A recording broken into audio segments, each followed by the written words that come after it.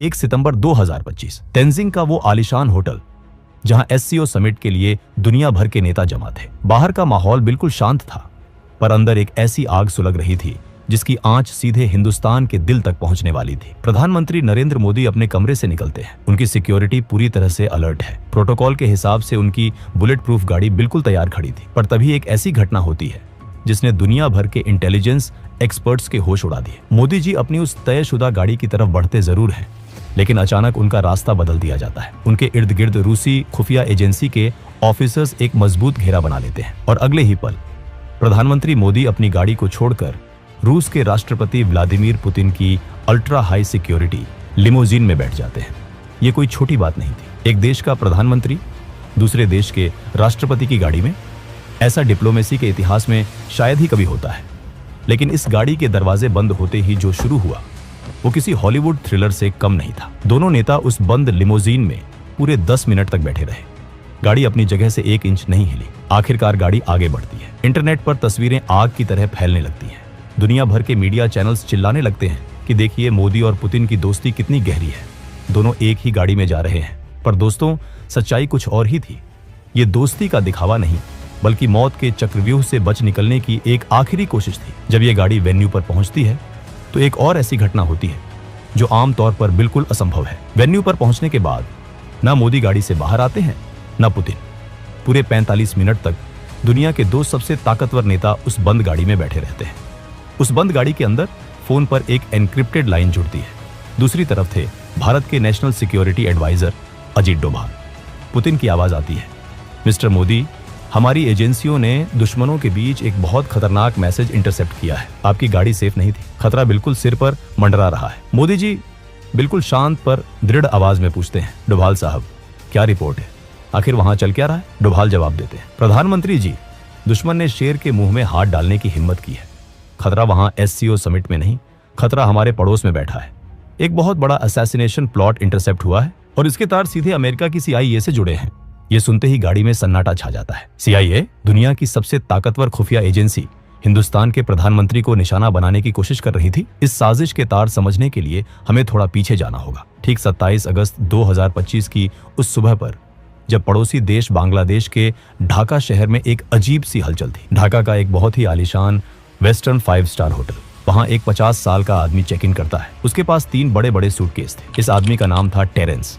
दिखने में वो एक आम अमेरिकन बिजनेसमैन लग रहा था। उसने होटल स्टाफ को यही बताया था कि वो एक बिजनेस ट्रिप पर आया है। पर सच तो ये था कि टेरेंस कोई बिजनेसमैन नहीं, बल्कि अमेरिकन खुफिया एजेंसी CIA का एक बहुत ही खतरनाक और मंझा हुआ कोवर्ट ऑपरेटिव था। वो वहां किसी बिजनेस डील के लिए नहीं आया था। वो वहां आया था एक ऐसी साजिश को अंजाम देने जो दुनिया का नक्शा हिलाकर रख देती। उन 3 बड़े सूटकेस के अंदर कोई बिजनेस के सैंपल नहीं थे। उनमें भरे थे high tech electronics, encrypted communication devices, आम लोगों की भीड़ में छिपने वाले वेपन्स और खुफिया ब्लूप्रिंट्स। टेरेंस का काम था एक कमांड सेंटर एस्टैब्लिश करना। वो वहां बैठकर किसी ऐसी स्नाइपर टीम या हिट स्क्वाड को कमांड देने वाला था जो उस एससीओ समिट के आसपास पहले से ही पोजीशन ले चुकी थी। टेरेंस बिल्कुल सांप की तरह कुंडली मारकर बैठा था।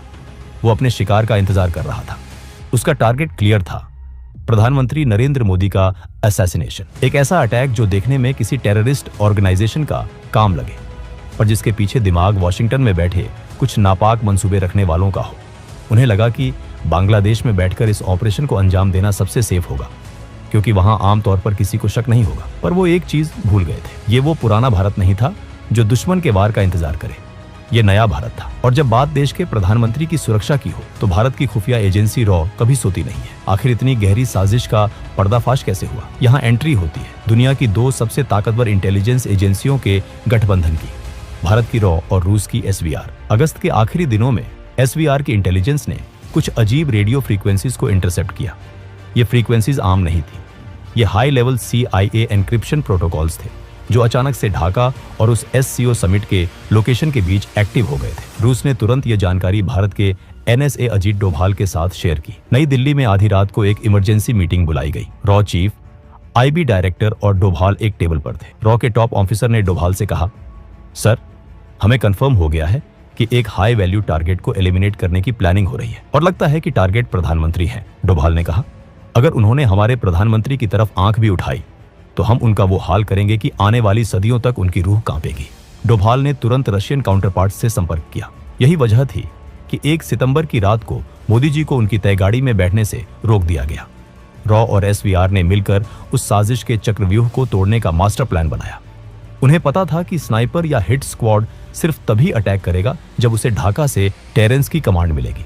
अगर टेरेंस का कनेक्शन काट दिया जाए तो पूरा ऑपरेशन ताश के पत्तों की तरह बिखर जाएगा। और फिर शुरू हुआ ऑपरेशन साइलेंट टेकडाउन। 1 सितंबर 2025 ढाका का वो 5 स्टार होटल। टेरेंस अपने कमरे में बैठा आखिरी तैयारियां कर रहा था। वो अपनी व्हिस्की का गिलास हाथ में लिए अपनी जीत का जश्न मनाने ही वाला था कि अचानक खेल पलट गया। टेरेंस की मौत का तरीका इतना खामोश और सटीक था कि किसी को कानों कान खबर तक नहीं हुई। टेरेंस की उसी व्हिस्की की ड्रिंक में एक ऐसा केमिकल मिला दिया गया था जो पलक झपकते ही इंसान के नर्वस सिस्टम को बंद कर देता है। ये कोई आम जहर नहीं था, ये एक हाई ग्रेड असैसिनेशन वेपन था जिसका इस्तेमाल सिर्फ दुनिया की टॉप एजेंसियां करती हैं।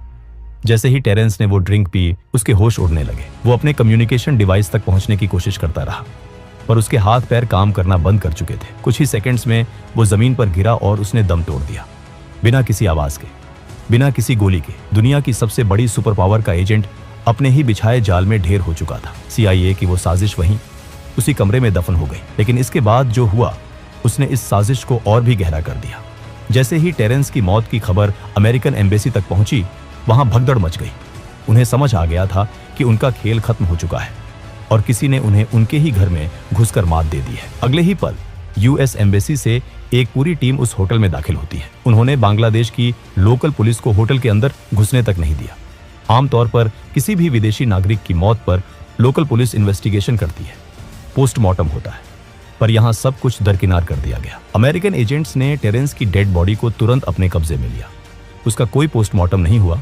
उसकी बॉडी को सीधे एक स्पेशल फ्लाइट के जरिए US भेज दिया गया। और वो जो 3 बड़े सूटकेस थे जिनमें उस पूरे ऑपरेशन के ब्लूप्रिंट्स और इलेक्ट्रॉनिक एविडेंस थे, वो सब कुछ US एम्बेसी के एजेंट्स ने जब्त कर लिया। और बात यहीं खत्म नहीं हुई। लंदन और वॉशिंगटन के सर्वर्स पर बैठे साइबर एक्सपर्ट्स ने लगातार कई घंटों तक काम किया और टेरेंस के वजूद का हर एक डिजिटल फुटप्रिंट मिटा दिया। उसका करियर, उसकी हिस्ट्री, उसकी सर्विस रिकॉर्ड्स, सब कुछ इंटरनेट और डेटाबेस से ऐसे गायब कर दिया गया जैसे टेरेंस नाम का कोई इंसान इस दुनिया में था ही नहीं। US army special operations command के स्पोक्समैन ने 1 सितंबर को एक अजीब स्टेटमेंट रिलीज किया। उन्होंने कहा कि उनका कोई कमांड इंस्पेक्टर जनरल मरा नहीं गया है। उन्होंने क्लेम किया कि जिस इंसान की बात हो रही है वो यूनाइटेड स्टेट्स में जिंदा और सुरक्षित है। 4 सितंबर को लेफ्टिनेंट कर्नल इलियट स्कॉट ने यहां तक कह दिया कि ढाका में उनका कोई ऑनगोइंग ऑपरेशन चल ही नहीं रहा है। 2 सितंबर 2025 प्रधानमंत्री मोदी सही सलामत भारत लौट आते हैं। अगले ही दिन वो नई दिल्ली में एक बड़े सेमिकॉन समिट में मंच पर आते हैं। वो प्रधानमंत्री जो हमेशा अपने भाषणों में ऊर्जा और आत्मविश्वास से भरे होते हैं, उस दिन उनके चेहरे पर एक अजीब सी संजीदगी थी। मंच पर आते ही जब लोग उनके स्वागत में तालियां बजा रहे थे तो मोदी जी ने एक ऐसी बात कही जिसने सबको हैरत में डाल दिया। उन्होंने कहा, मैं कल रात ही जापान और चीन के इस दौरे से वापस लौटा हूं।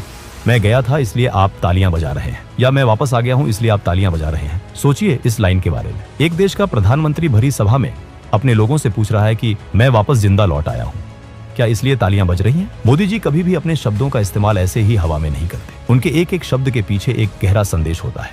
ये कोई मजाक नहीं था, ये एक मैसेज था उन ताकतों को जो वॉशिंगटन और दुनिया के बाकी हिस्सों में बैठकर देख रही थी। ये बताने का तरीका था कि हम जानते हैं तुमने क्या किया और हमने तुम्हारा क्या हाल किया। और इस घटना के बाद पीएम मोदी के आगे की आधी से ज्यादा इंटरनेशनल ट्रिप्स अचानक से कैंसिल या पोस्टपोन कर दी गई। यूनाइटेड नेशंस जनरल असेंबली का सेशन जिसमें पीएम मोदी को बोलना था, उसे उन्होंने स्किप कर दिया। गाजा पीस समिट जिसमें इजिप्ट के प्रेसिडेंट आने वाले थे और पीएम मोदी का आना तय था, उसे भी उन्होंने स्किप कर दिया। आसियान समिट जो कुआलालंपुर में होने वाला था, वहां भी पीएम मोदी नहीं गए। उनकी जगह दूसरे डेलीगेट्स को भेजा गया। 1 महीने के अंदर इतने सारे बड़े इंटरनेशनल प्लेटफॉर्म्स से प्रधानमंत्री का पीछे हटना, क्या ये सिर्फ एक कोइंसिडेंस है या फिर सिक्योरिटी थ्रेट इतना बड़ा है कि एजेंसियां कोई भी रिस्क लेने को तैयार नहीं है? इस पूरे एपिसोड के पीछे आखिर मंशा क्या थी? अमेरिका जैसा देश जो भारत को अपना स्ट्रैटेजिक पार्टनर बोलता है, वो ऐसी नापाक साजिश क्यों रचेगा? इसे समझने के लिए आपको पड़ोस में देखना होगा। पिछले कुछ समय में हमारे पड़ोसी देशों में क्या हो रहा है। बांग्लादेश में पूरी तरह से तख्तापलट हो गया। हिंसा और आगजनी हुई। नेपाल में लगातार ऐसी स्थिति पैदा की जा रही है जिससे वहां अशांति आए। श्रीलंका का तो इकोनॉमिक और पॉलिटिकल हाल दुनिया ने देखा ही है। यह सब अचानक नहीं हो रहा। भारत के आसपास के देशों को डिस्टेबलाइज करके एक इनविजिबल फोर्स भारत के इर्द गिर्द एक रिंग ऑफ फायर बना रही है। CIA का तो इतिहास रहा है दूसरे देशों में रिजीम चेंज करवाने का, चाहे वो साउथ अमेरिका हो, मिडिल ईस्ट हो या एशिया। जब कोई नेता उनके हिसाब से नहीं चलता, जब कोई देश अपनी इंडिपेंडेंट फॉरेन पॉलिसी फॉलो करता है, आंख में आंख डालकर बात करता है, तो उनका अहंकार आहत होता है। पीयूष गोयल का वो धमाकेदार बयान आपको याद होगा।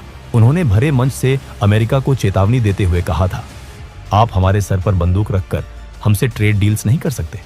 एक यूनियन मिनिस्टर का ऐसी भाषा का प्रयोग करना कोई छोटी बात नहीं है। ये किस बंदूक की बात कर रहे थे पीयूष गोयल?